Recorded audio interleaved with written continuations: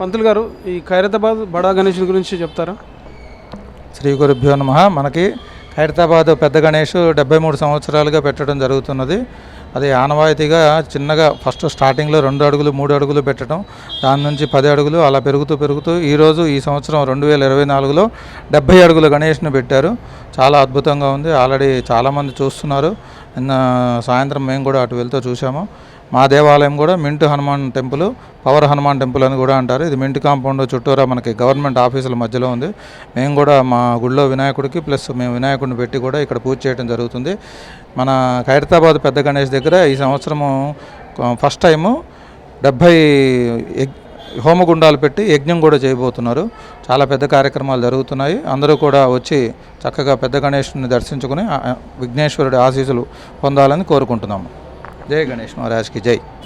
వినాయకుడి పూజ నియమాల గురించి చెప్పండి. వినాయకుడి పూజా నియమాలు అంటే మనకి అనేక మంది అనేక రకాలుగా యూట్యూబ్లో చెప్తున్నారు. చాలామంది చెప్పడం జరుగుతుంది. ఎన్నో పుస్తకాలు కూడా వచ్చాయి.